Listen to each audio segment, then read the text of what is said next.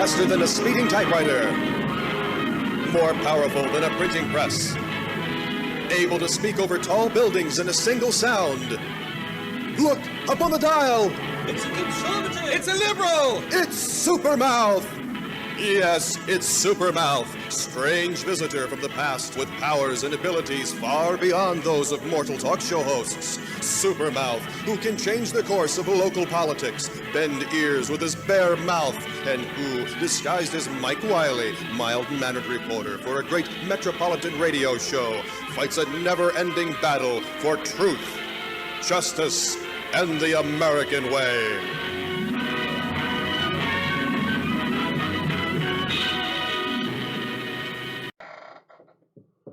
Good morning. It's a Saturday morning here. I kind of like doing the shows more in the morning. I used to do my radio show, first started in radio from 6 to 10 in the morning, so it's tough getting up at like 3:50 in the morning or 3:30 and getting up, showering, and driving to the station and then getting your stuff together and then get through to the 10 o'clock. And then, of course, after I was there for about a month, they came to me and said, "Hey, we want you to do this Saturday show." And then I got into another Saturday show doing a sports show. And I guess what we found out was I could talk about anything and entertain at the same time. Which I can't say for the rest of my podcast aficionados out there.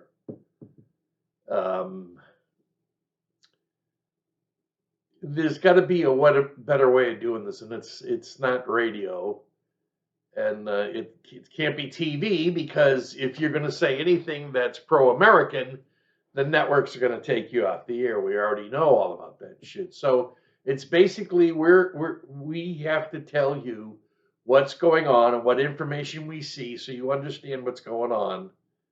And just to basically tell you in a nutshell, the nation is fucked. I can't figure a way out of this. I can't.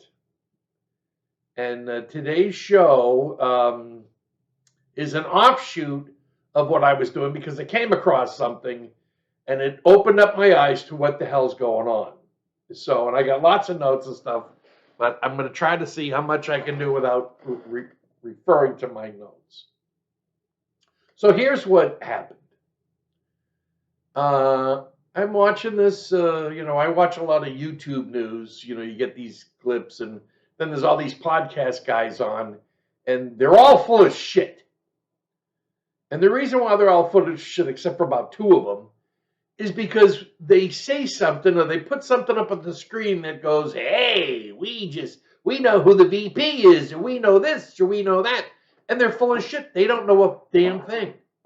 But they have to pull you in to turn on to watch your show, which I don't have to do, because I don't have to lie to get people to listen to me or to watch me or whatever. Lying doesn't work. But there's so many of these fake people out there. And now, it's not that they have their own show to do. They're taking clips from other people's shows and putting it on the air. And then making comments on it. Now today, I do have a video that I'm going to show you. And it was evidently a video that was, I believe what it was that somebody was doing a video on Colonel Douglas McGregor and what's going on in Israel and Saudi Arabia and all that stuff. And then there's evidently there's a podcast being done by Judge Napolitano, and he's interviewing Colonel McGregor, and he asks questions, but you can tell he doesn't know what the hell he's doing, because it's not his forte. He was a judge. He wasn't a podcaster or a radio talk show person. So I went through and I've edited out this bullshit. And you're going to hear Colonel McGregor today, because he explains what's going on real well. So much so that basically it all comes down to this. And I'm going to start you right off with it. Here's the deal. China is doing its job to take over the world. That it's doing, okay? But what it's doing is it's going to take over the world economically through some kind of global Marxist business, whatever it is. And you've heard about the China Road and Belt program. That's where they're going to build a road to travel goods and stuff like that. And they're getting ready to make a China road from, I believe, Brazil all the way up to Alaska. And that would be also part of Route 5, California, Washington, and Oregon. And we know about that because we came across a video of a gentleman that was being interviewed by Tucker Carlson, and he's showing this video that was made by the Communist Chinese in Chinese to tell people how to go from Panama up through to California. They aren't sending them to Texas. And the reason why is because Texas is not the target. So when you start thinking militarily about this, it makes an awful lot of sense.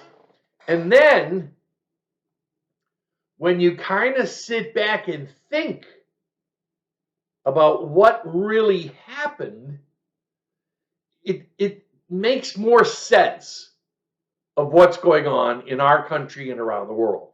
And here's what I'm going to say.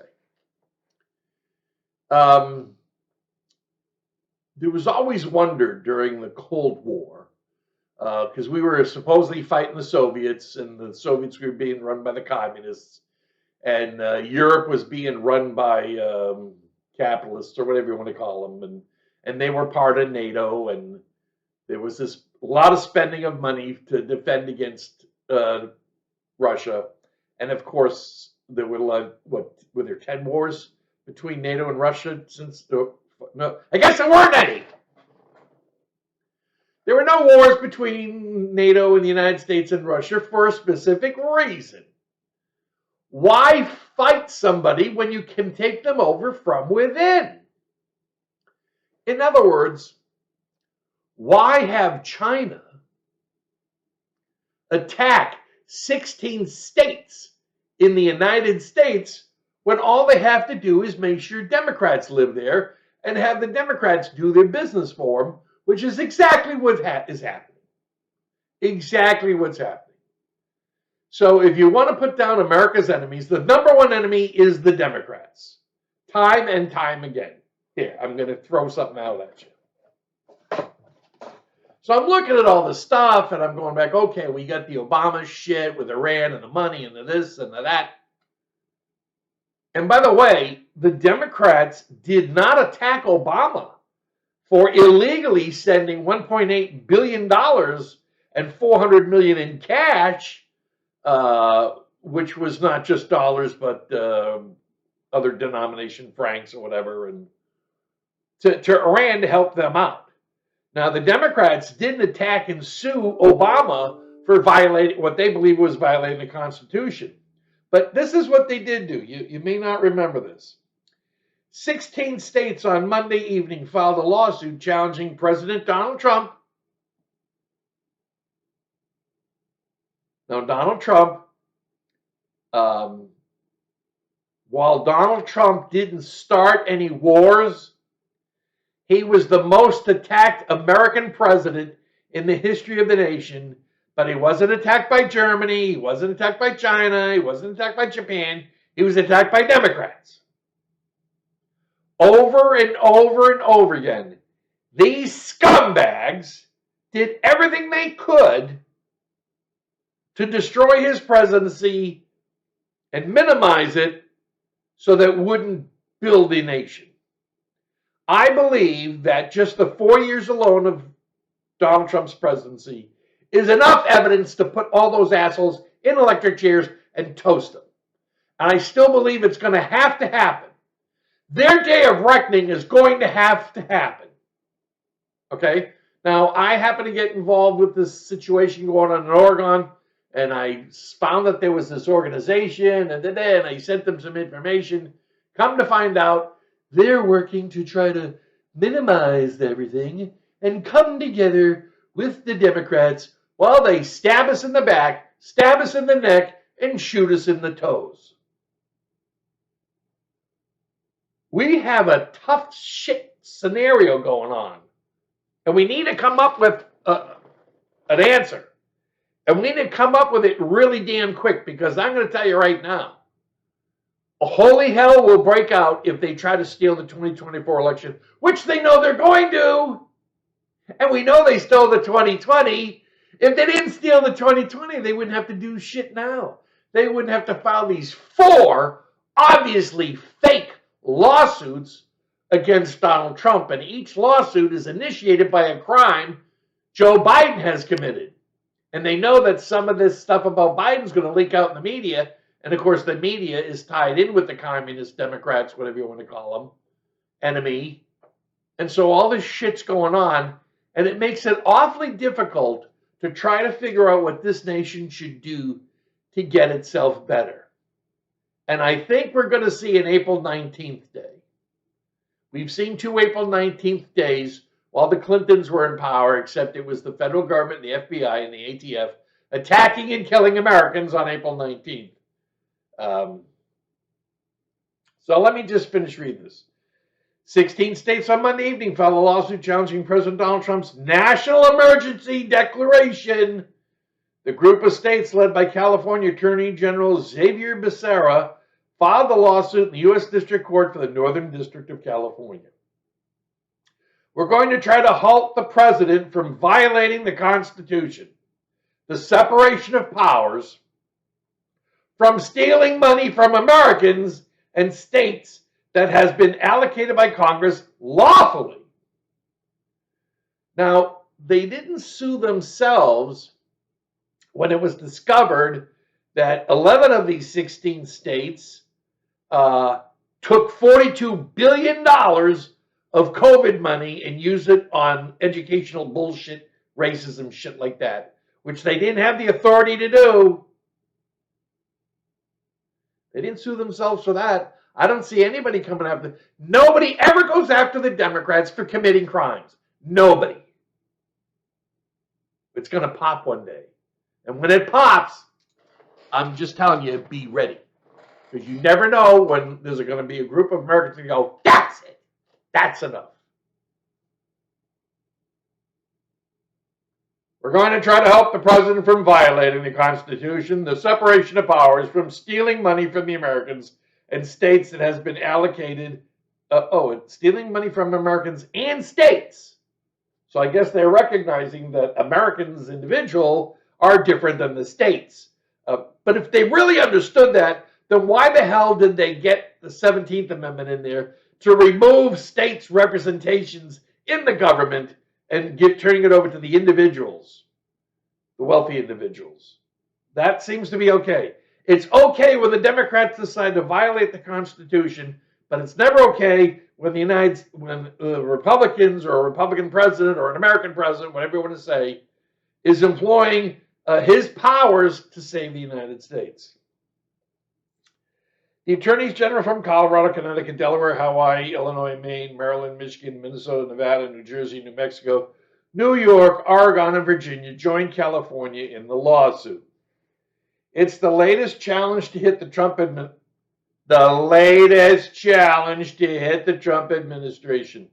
How many challenges did the Trump administration go through in its 4 years? 4 years of challenges, which already faces a litany of lawsuits over the National Emergency Declaration. Over the weekend, the Center for Biological Diversity, who's that? Border Network for Human Rights, Border Network, which marched with Beto O'Rourke in El Paso, Texas, so that tells you how far a lunatic, and the Civil Liberties Union. At the core of each lawsuit is the argument that Trump is circumventing Congress to fund the wall along the U.S.-Mexico border by declaring an emergency. Didn't matter because when Biden got in through the fake election of 2020, which had to occur, there's no way the Democrats and the communists and the enemies of this nation would have gotten anywhere if Trump got another 4 years. And you really think they're going to let him have 4 more years? Now look, there's this big thing the Democrats are trying to say, oh, he's going to have retribution. Everyone that's committed a crime, whoever he hires as Attorney General and Sub-Attorney General, he's going to put together a team if he gets elected, which he's not going to. Stop wishing. Stop wishing. They're not going to let him become president. They can't. They can't let him become president because China says so. Okay. Now,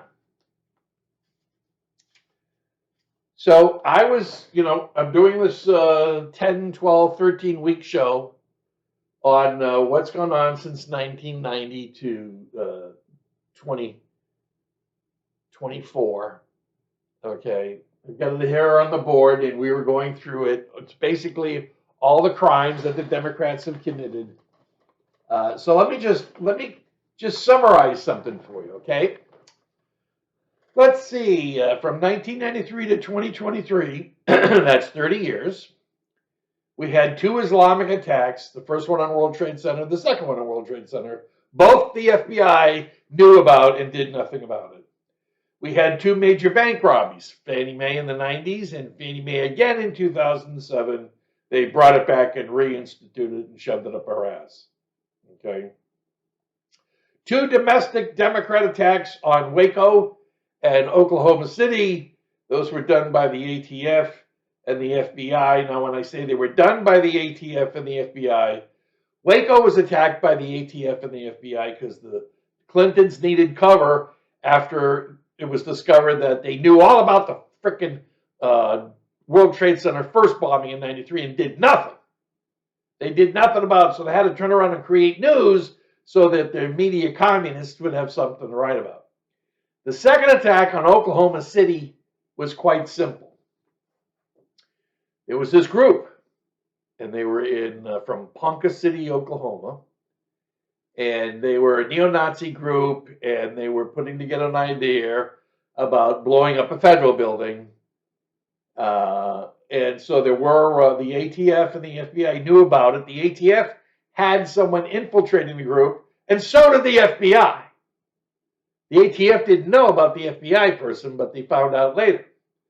So when the ATF person said, hey, they're getting ready to do this, she gave all the names, everything, and they had all the information. They had all the information to arrest the 2 people involved in coordinating the whole thing.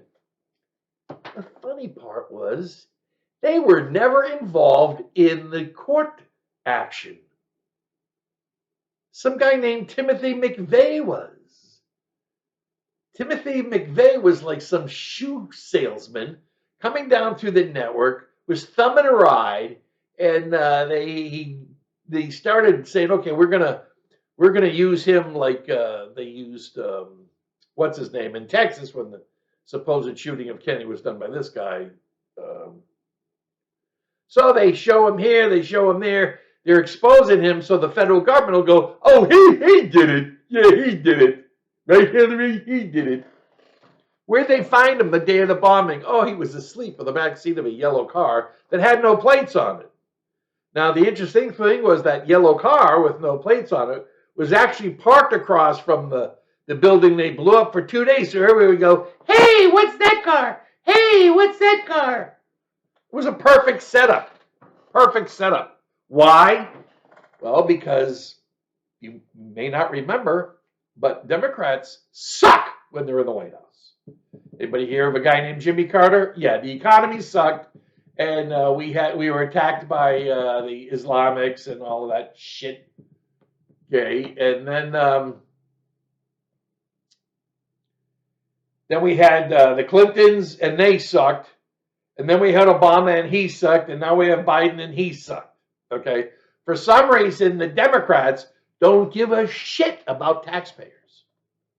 And since that time, since the day Bill Clinton walked in the office of the White House to now, the federal government has increased its federal debt by by about $25 trillion. Now, this is what, I was doing some research on this. And so there's like, here's the $25 trillion debt we owe everybody else. And here's the $9 trillion we have borrowed from the federal government, other departments. I don't understand how that works out, but they keep showing that we're at $33 trillion in debt, that there's $8 trillion we kind of owe ourselves or owe different departments or what? I don't know what the hell's going on, but I don't understand why the Congress doesn't tear that shit apart. Maybe it may be too difficult for them. So, we have the 2 domestic attacks. 2 foreign interventions, okay, that were kind of setups. Well, first one was Bill's in Mogadishu, and Bill was able to make a nice move, military move, by cutting back the amount of soldiers so they could get attacked. And then we had Benghazi. Well, Hillary needed to send people in to be killed. Of course, her program was that she wanted to run for president. She needed something internationally to show how intelligent she was. That didn't work. Okay, we had 2 high-tech sales to China for missile technology and nuclear technology to North Korea. And the Clintons weren't given the electric chair for that shit, but the Rosenbergs sure got it when they supposedly gave stuff to the Russians. Of course, if you read the book, I'm trying to remember the name of the book, but there was a book written that exposed actually how the Russians got the secret documents. It wasn't the Rosenbergs, but it was actually a flight from New Jersey to Alaska and then to Russia, where they got the information to build the bomb. And evidently, the United States of America decided to give it to Russia. Why, I don't know. But let's face it, the communists have totally infected this country. They have this thing called the Democratic Party that they run, and they have all the lunatics, all the terrorists, all the scumbags of the planet are in this party. And we sit there and think we can actually create a country, live in a country, and create prosperity when these assholes are in there every day saying, no, you can't do that. No, you can't do that. No, I object. That's going to have to get dealt with. The Russians don't attack us, yet they're always our number one enemy, aren't they? Oh, yeah, Trump's doing something with the Russians. The Russia hoax. Yeah, it's the Russians. It's always the Russians. I'm sorry. The Russians are busy today. We can't attack your country. We're too busy building the Arctic, making a new seaway of it, and drilling for oil, and making ourselves wealthy, and putting our people to work. What the frick are you people doing? Huh? So I got this video. I'm going to show you a clip of it. Colonel Douglas McGregor, and he shows this map, and he explains what basically is going on, which I didn't know about, but I got to it because of the Rafah incident, which is what this main issue is. But let me just finish this up. So we had the 2 Middle East wars, Iraq and Afghanistan, and the results of those 2 wars were the United States spent a couple of trillion. We had a lot of Americans killed, a lot of Americans maimed. Okay, we ruined the lives of Americans. Why? So we could take Iraq and turn it over to Iran, which is what we did, and then turn Afghanistan over to China, which is what we did. Okay, you think the $87 billion in military equipment left there was left by mistake? Then we had an American get into the White House. We didn't have a Democrat. We didn't have George Bush, who, I don't know what party he was, but he was I don't know. I thought he was supposed to be a good guy. And the more I find out about him, the more he was either an idiot or he was part of the program. I believe he was part of the program, just like Obama. So we get Trump in there, and then we get 2 fake impeachments. We get a pandemic to kill 1 million senior citizens so that the $250 billion of federal money that was going to be spent on them through Social Security can be set aside and spent on the 15 million new Americans, new Democrats coming in to vote. Of course, they're not going to vote.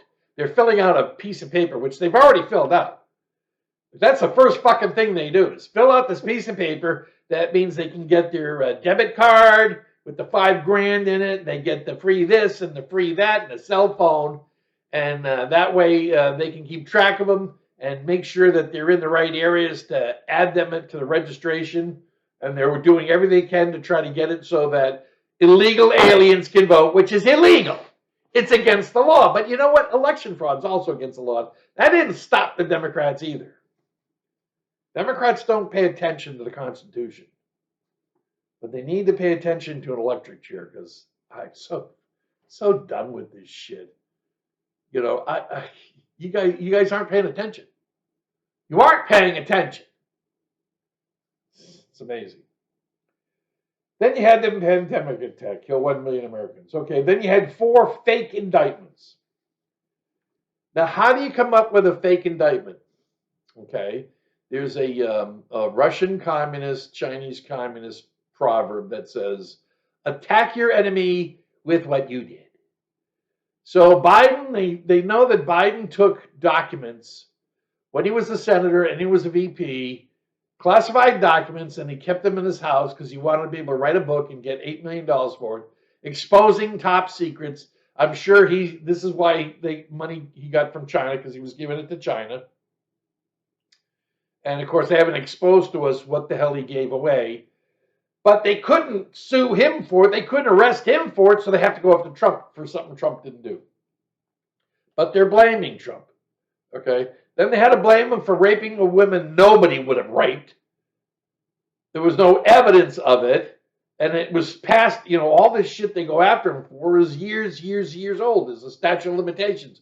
But in New York, they came up with this 1-year deal so that she can sue him for $83 million. These are Hillary Clinton lawsuits in New York.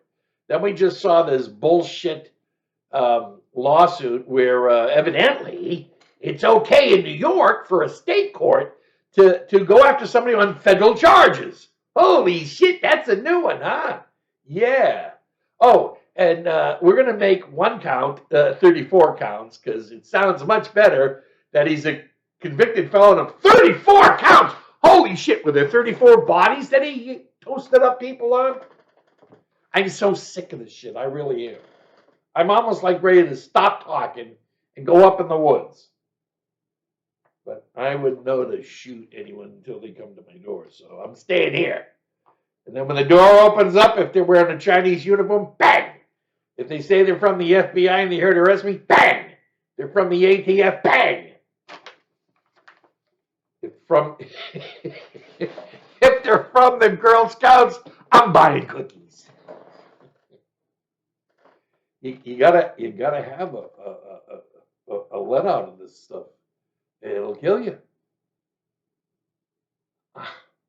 My dad fought in World War II. He was in the Pacific fighting the Japanese. He was almost killed 2-3 times. He told me the time that they were on an ammunition ship, loaded with ammunition. And the Japanese air bombers were attacking them. And he says it was by 2-3 feet. A bomb coming down from a plane just missed hitting that ship. If that hit that ship, I wouldn't be doing this show today. So we have the 4 fake indictments.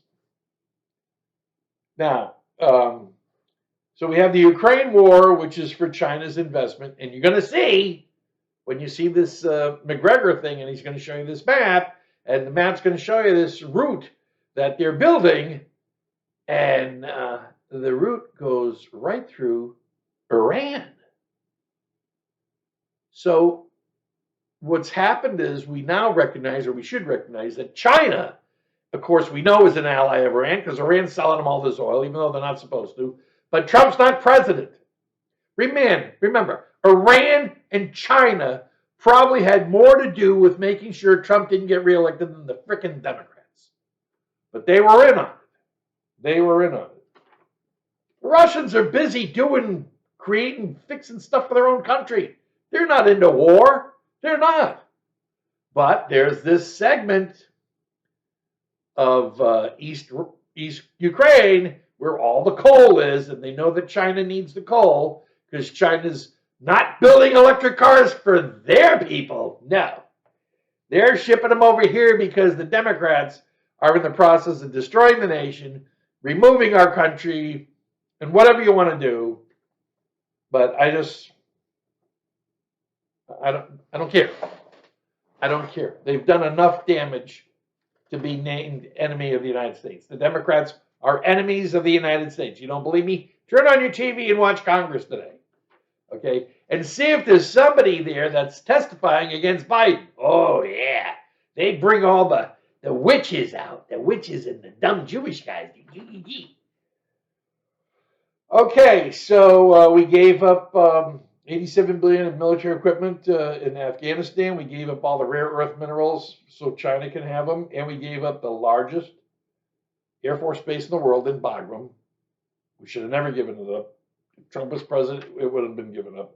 And now China gets to control that because they're only like about 5 miles from it. So, how did this all come about? There's this idiot, and he's in the White House. And he's making believe he's president. He's not president. He wasn't even elected president. We should be filing lawsuits to pull him out of there and make every frickin' thing he has signed and done null and void. I don't know why nobody's doing that. Maybe it's because people who graduate law schools are either trained to be traitors or chicken shits.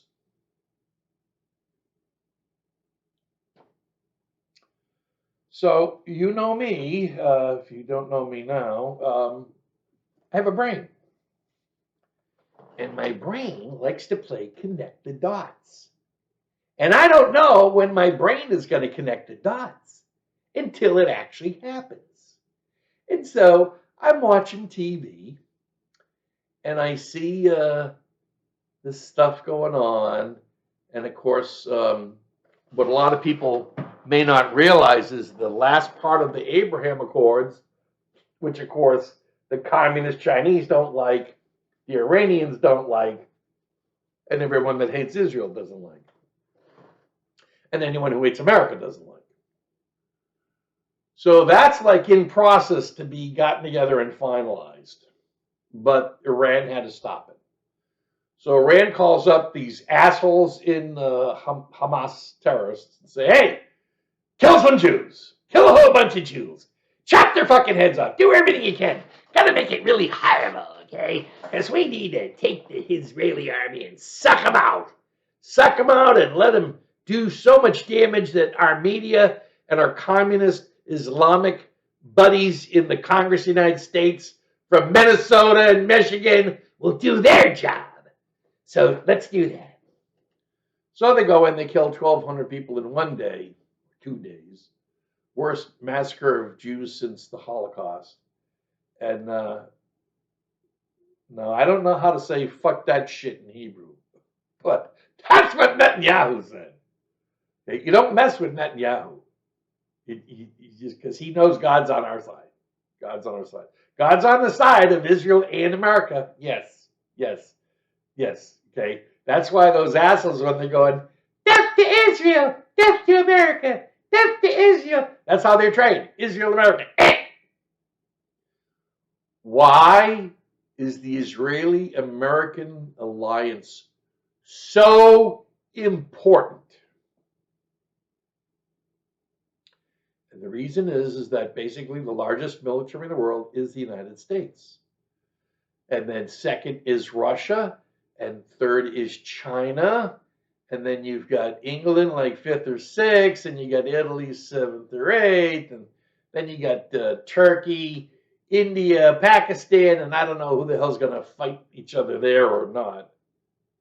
And then you've got Israel.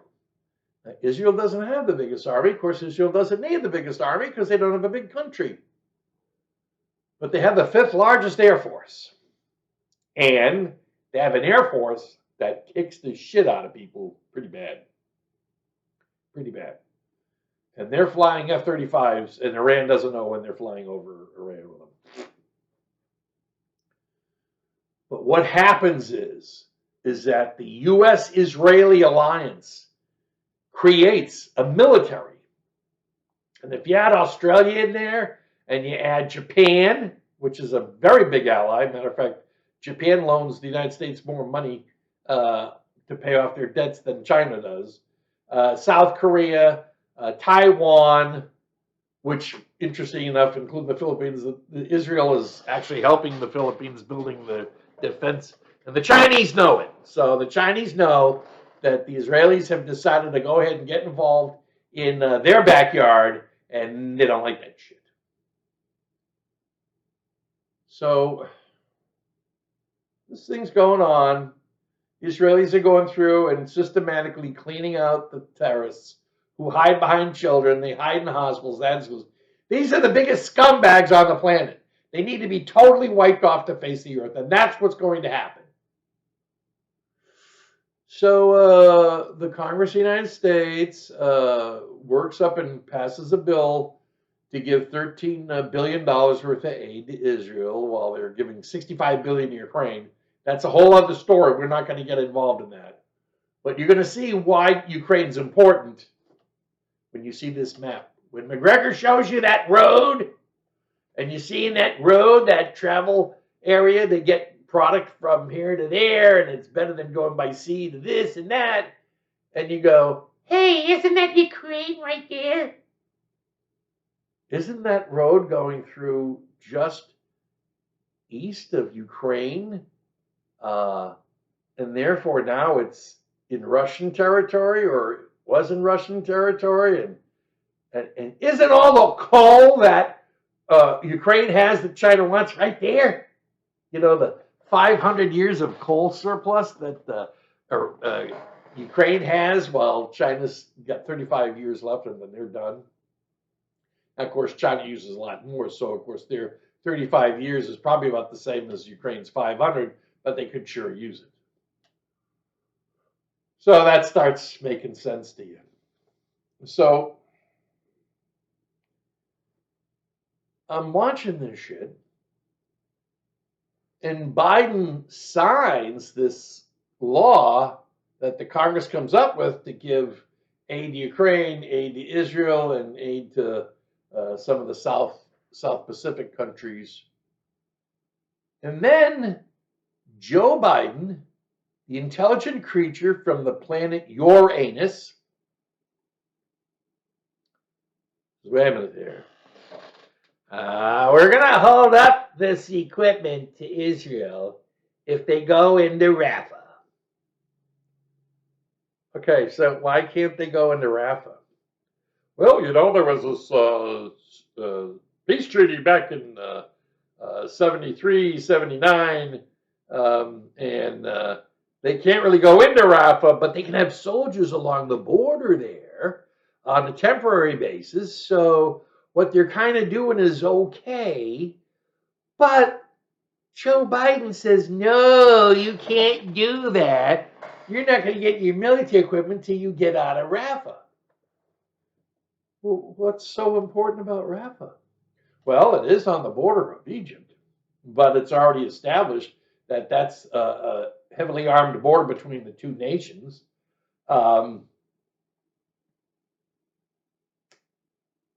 Something else. There's something else that Joe Biden knows about. He can't tell us because it's a secret. Now, we know that we've seen all these tunnels in Gaza. Okay, all through Gaza. It's a whole network. And it appears that there's these real big tunnels in Rafah that go right into Egypt, and Egypt can ship anything they want through these tunnels because big trucks can drive through them, and they don't want the Israelis to find them. They don't want anyone to know about it. It's a secret. Can't tell anybody it's a secret. Well, Biden knows about it because that's why he's telling the Israelis, you can't do that. If you do that, you can't get your equipment. We're not going to ship you the equipment until you do. Okay. Then Egypt opens up its mouth. And Egypt has been busy working with Qatar or Qatar or whatever you want to call them, and to set up some kind of peace deal. And they're representing basically Hamas, the terrorist groups, and they're doing it without the Israelis there in Qatar. So that's kind of like, and now the Egyptians are saying, hey, if you go into Rafah, if you do this, you better get out. Because if you discover those tunnels, you're going to know that we're building a back door to Jerusalem. And the interesting part about it is that section that's called the Philadelphia section, that corridor, it's also known as the Salahuddin. Because evidently Salahuddin used that corridor many times when he go and attack Jerusalem, Egypt, and whatever out of Syria. So something ain't right. Something ain't right. So I start looking stuff up, and I get this information here.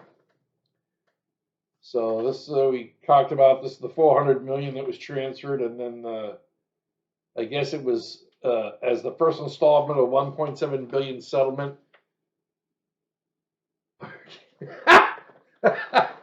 This is a good one. See, this is how stupid they think you are. And maybe you didn't catch this, but here's what it says. President Barack Obama approved the $400 million transfer, which he had announced in January as part of the Iran nuclear deal. Of course, he didn't announce it till after it was delivered. The Obama administration secretly arranged a planned delivery of $400 million in cash on the same day Iran released 4 American prisoners. So we paid $400 million to Iran to release 4 prisoners and then implement this nuclear deal that was bullshit. President Barack Obama approved the $400 million transfer, which he announced in January as part of the Iran nuclear deal. The money was flown into Iran on wooden pallets stacked with Swiss francs, euros, and other currencies as the first installment of the $1.7 million settlement. Cash! Not bank transfer. Why would you send a terrorist country like Iran $400 million in francs, Swiss francs, euros, and other currencies?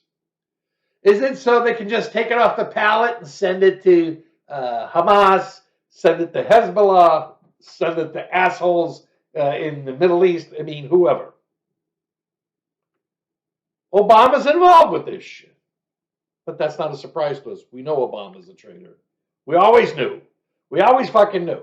Okay? If they got to tell you the guy's born in Hawaii, okay, after they've already told you for years that he was born in Kenya. Well, you read that wrong. It doesn't say that he was born in Kenya. I know it was an advertising thing for his deal he was with. He was running for something in Chicago, and Kenyan born Obama, born in Kenya.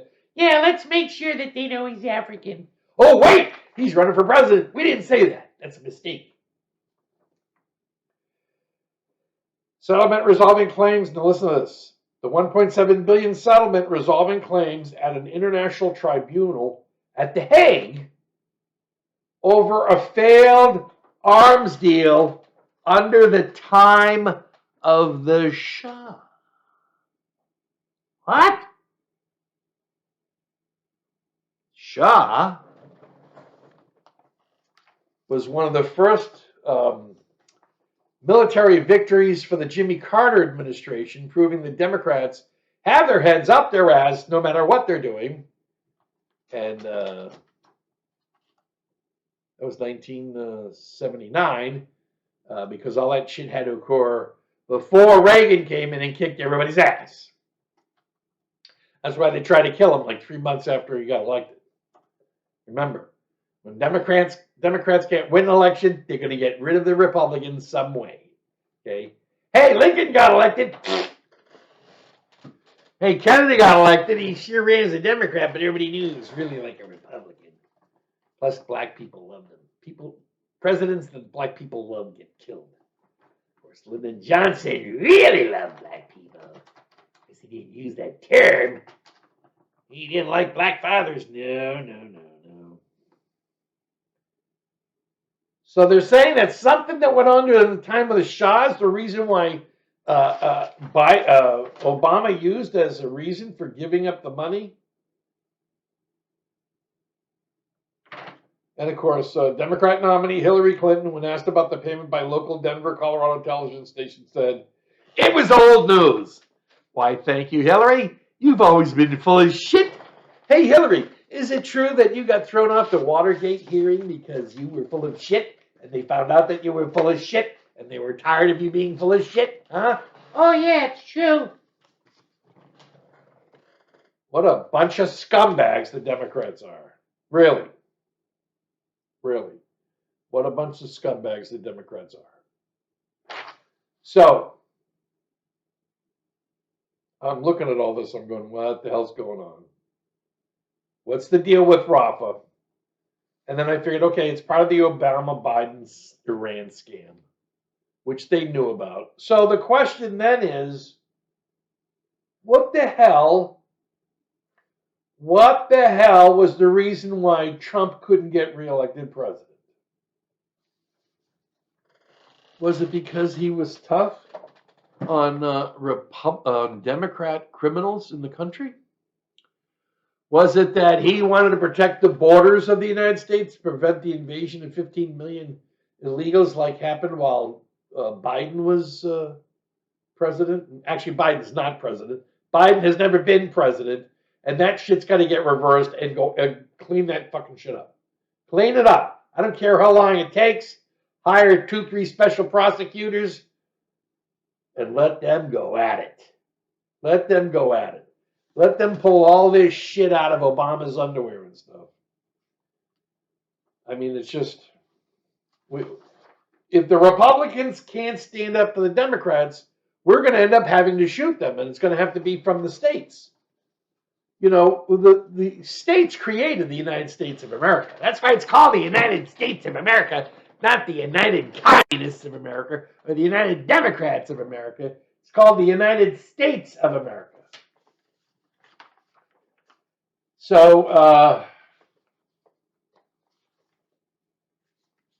then I thought, okay, why did they build this pier in Gaza, which broke apart? But why were they building this thing to get help into Gaza for the people when they knew they could just ship it from Egypt through the tunnels? Oh, what were they supposed to do about the tunnels? The damage was the latest stumbling block in what was a persistent struggle to get food to the starving Palestinians during the nearly 8-month-old Israel-Hamas war. Then Hamas shouldn't have attacked, but they did. Why? They don't give a shit about the people. Why do you think they hide behind them?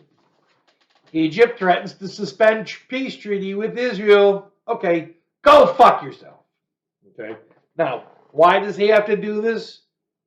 Because he doesn't want to end up like Sadat. Okay, Sadat went to Israel, created a peace treaty with Israel, which the Muslim Brotherhood didn't like, so they had to knock him off. Okay, so you have Muslim terrorists. They're all over the fucking place. And you're going to have to get rid of them. CIA Director Bill Burns and Brett McGurk. President Biden's top Middle East advisor are traveling to the Middle East to push for a Gaza hostage and ceasefire deal. Oh, so Obama, they say it's President Biden's top Middle East advisor, but it's funny, when I see the word Biden, it automatically equates to me as being Obama. All right. Netanyahu remarks could damage Gaza hostage ceasefire deal. They can't. The Israelis can't depend on anybody right now. They can't depend on the United States. Okay, the Congress passes it, he signs it, and still they didn't get the information. They didn't get the money. They didn't.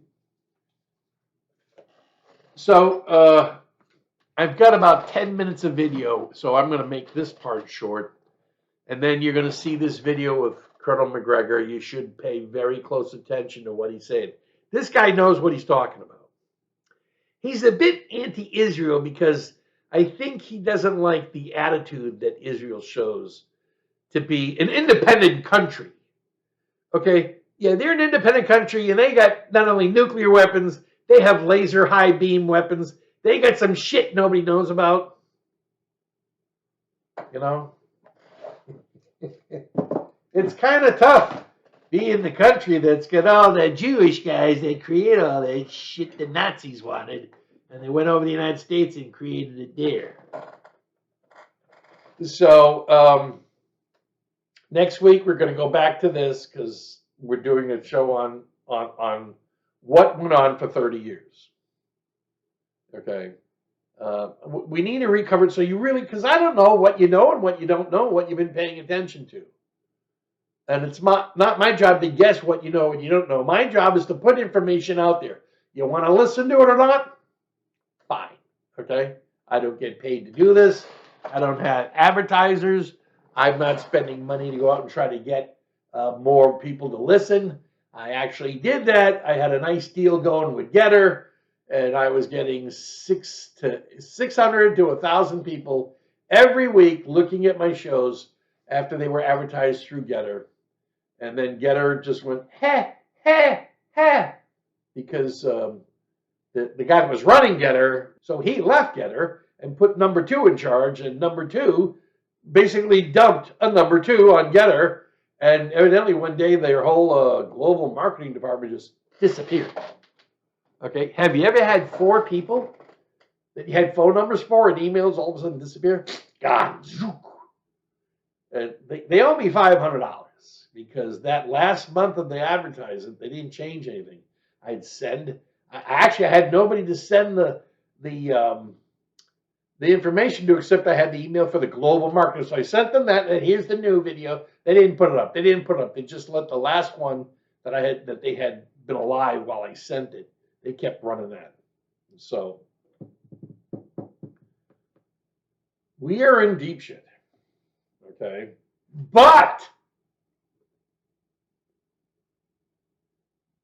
when you watch shit, you have to figure out what it's saying. Now, some of you are not as old as me, so you probably don't know about the Trilateral Commission. And the way it works is this. You've got this big global thing called the Earth. And 5% of the people on the planet want to fuck everybody over and run their lives forever, no matter where they live. And so in order to control the Earth, they have to figure out a way to do it. Well, there's so many countries. There's like 150 countries. How can you control the Earth with 150 countries? Well, what you have to do is carve it into thirds and come up with a thing called the Trilateral Commission. And you have one operating in North America and the Western Hemisphere, and they're headquartered in Washington, D.C., where all the other communists are. And then you have one that's, I believe it's France or Paris or Switzerland, and that's the Euro part. And then you get the Asian part, and I don't know if it's Beijing or whatever. But so the idea is to split the world up into thirds. And that's what they're doing. So when I saw this map, I knew exactly what the fuck they're doing. They're getting this thing called Eurasia. And the good part about it is, if Trump gets reelected, God please, he can call up Dan and go, hey, fuck you guys. You owe us money. Pay or die. We don't need NATO anymore. And the reason why we don't need NATO anymore is because this Chinese deal, this Chinese-Russia deal, is to get everybody happy, everybody getting economically involved. And the nice part is that when when the Soviet Union fell, they had been spending 10 to 15 years planting communists into France, into England, into Germany, into Poland, all over the place. They were planning to take over Europe through elections. What a coincidence, huh? Taking over a country through elections. Why, that's less expensive. All you have to do is buy a couple of turds off and steal some shit. So that's what's going on. And when you see this map and listen to McGregor go over it, you'll understand what they're doing. The question is Africa. Now, I believe that South Africa, being part of the BRICS, I think South Africa plans on taking control of all of Africa except the Islamic zones up north, like in Libya, Egypt, Morocco, and stuff like that. But when you think about it, you can say, hey, yeah, is this Washington, D.C.? Yeah, are you still implementing the Monroe Doctrine? You know, where Monroe came out and said everybody else has to screw away from the United States of America. You know, it is referred to as South America. It is referred to as Central America. And it's called North America. And we've already confined North America into Mexico, Canada, and the United States with the NAFTA deal that we got rid of and came up with another deal. But that's the Americas. Stay the F out of America. I don't give a shit what you're trying to do in Venezuela and Cuba. Get out. And so what the United States should do is say, okay, we don't have to invest one more dime into Europe. We don't have to spend any money in Ukraine as long as we don't have Democrats in the White House who are selling out the country. And what we should do is take all these people that came from South America, whatever it was, send them back, send them all back, but allow those that that really wanted to come to America to be free, work a program with them while they are in another country in Central or South America, but build the economy of the Americas. From America to Brazil. Yeah, we got to get rid of the communists in Brazil, but we've got a really good guy in Argentina now. And what you do is you rebuild that. And so what you do is you say, okay, we were sleeping. We fell asleep. You guys fucked us. We understand. And we fucked Trump over. And we've led to our own demise. But we see the opportunity to go from the Arctic to Antarctica in the Americas. And we can also go a little west, and there's Hawaii, there's Japan, there's South Korea, there's Taiwan, there's the Philippines, there's Australia, there's New Zealand, the Indonesian islands. I don't know about Indonesia, but it could be okay. And that's part of the American third. And then India, who knows what India is going to do, okay? India doesn't really like the Chinese, but they're having trouble now. They're trying to get rid of Modi because Modi's a Trump guy. And if you run another country and you're a Trump guy, the communists are going to try to take you out. So I don't know what's going to happen there. India, Pakistan, Turkey, you know, they got some military there. There's a lot of military in that area. But they're going to try to bring them all together with this map you're going to see. And Colonel McGregor is going to explain it to you, so you have an understanding of what the hell is going on. So it's about, well, nice going, Mike. You have talked for 58 minutes, and the video that I'm going to play for you now is about 10. Enjoy it, and hopefully we'll get back to this next week and have nothing else show up. The show next week is going to be on Gorelick. We're going to cover Jamie Gorelick. It's part of our Untouchables series. We're not doing Hillary right away. We're doing Gorelick first, because Gorelick's got some key shit going on in her thing that we really have to look at. So she's the first one. Jamie Gorelick, Jamie Gorelick, Jamie Gorelick. She's the only one that comes to a triangle except for Hillary Rotten Clinton. So, oh, I'm sorry. I said Hillary Rotten Clinton. Hey, love you. Bye. I think what's happening right now is of enormous strategic importance to Americans. The importance is really disproportionate to what we think. We're looking at this through the lens of Egypt versus Israel, but it's actually regional and almost global in its importance. So let's start at the lowest level first. If you go into the treaty from 1973, there were certain arrangements made that gave Egypt control of the border crossing in Rafah and also the so-called Philadelphia corridor, this strip of territory that runs along the border between Egypt and Gaza. The Israelis are now insisting that they must control the Philadelphia corridor, and their argument is it's a sieve. Too many things leak through in and out. And if they're going to annihilate Hamas, which is at least in theory their objective, then they've got to close off the Philadelphia corridor. They've got to control it. This is not going down well in Egypt. First of all, Egypt is in a very precarious position right now because it's the largest Arab state in the region.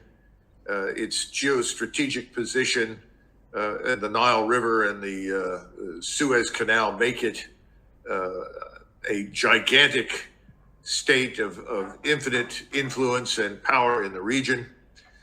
And at the same time, it's also in turmoil internally. You've got severe debt problems. Yes, there you go. That's a wonderful map. It does a great job of showing you the Philadelphia corridor.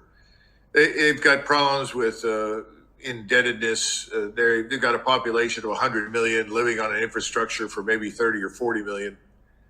Sisi is on very, very shaky ground. Sisi is widely viewed as an Israeli puppet or a U.S. puppet or both, which is extremely bad if you're leading the Egyptian nation as he is.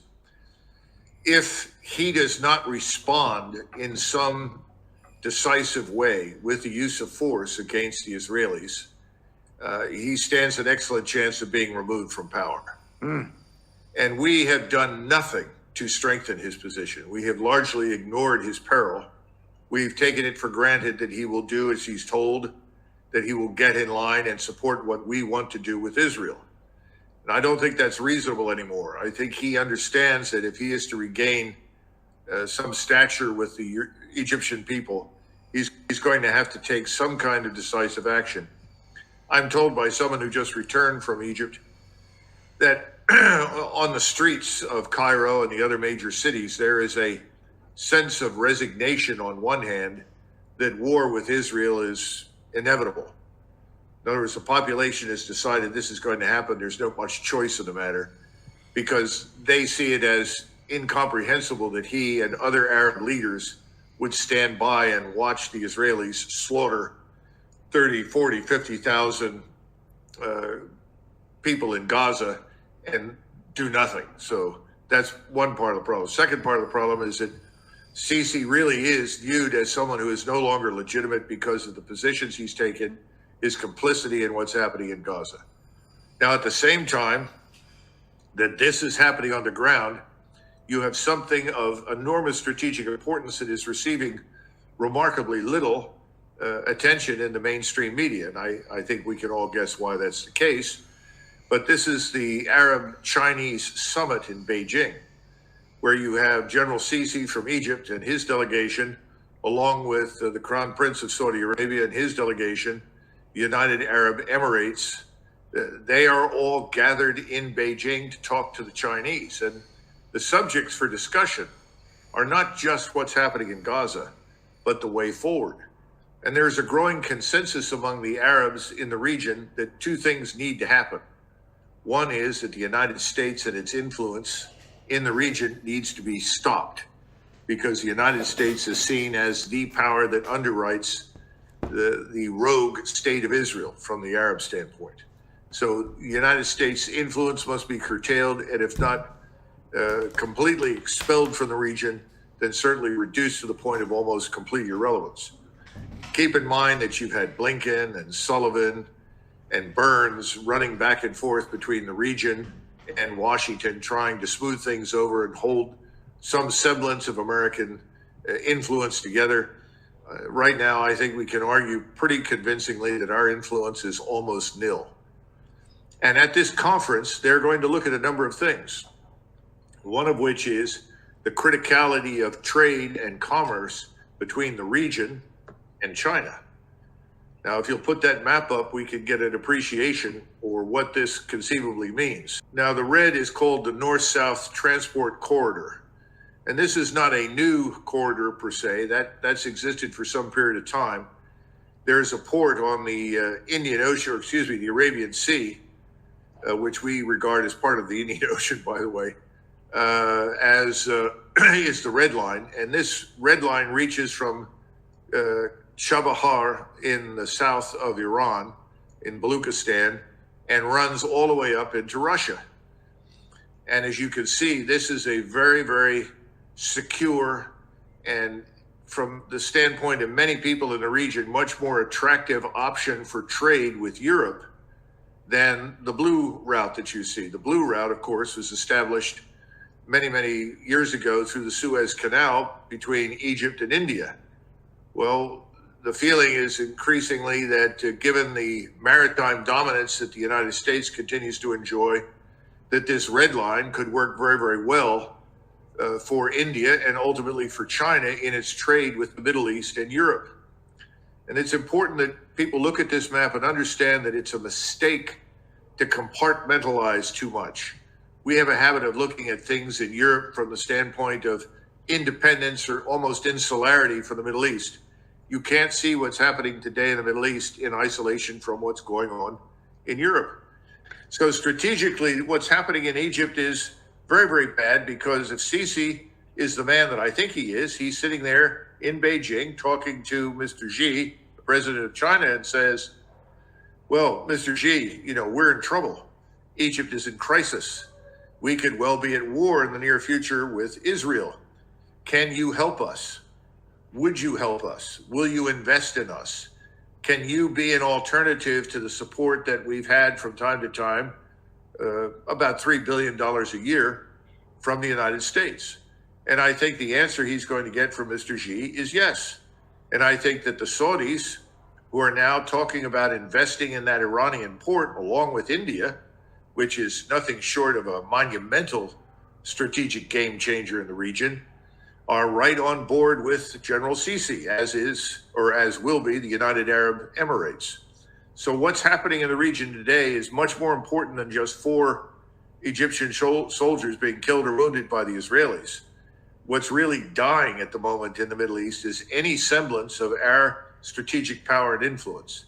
We are now entirely isolated with Israel, in the same rowboat with Israel, in this ocean of hostility and hatred. No one trusts us, no one believes us, and everyone wants to do business in spite of us. Israel doesn't get to decide whether or not the Palestinians have a right to self-determination. This is something that is enshrined in the United Nations Charter. It is something that is enshrined into international law. It is also a founding principle of the United Nations decision to found Israel. So, it is absolutely necessary that Israel accepts that it cannot exist without the existence of a Palestinian state, that its security is served by building a Palestinian state. So we hope sincerely that the leaders in Israel will realize that it is in their interest to work with the international community, not just to strengthen the Palestinian Authority, but to finally establish a Palestinian state along the 1967 borders, as everybody understands is the right thing to do. Very important, because we were trying with the Abraham Accords and with our own notion of the India, Middle East, Europe connection to build something that would favor and support Israel's interests. That's over. Secondly, Egypt can now turn, I think we'll find this out after the meeting in Beijing is over, will be able to turn to China, and I suspect also Russia, and potentially even to Iran for support. Now, the Iranians, of course, much like the Israelis, play a double game. The Iranians have been interested in fomenting unrest in Jordan and Egypt directed at Israel. Well, Iran at this point has no interest in seeing Egypt or Jordan go under.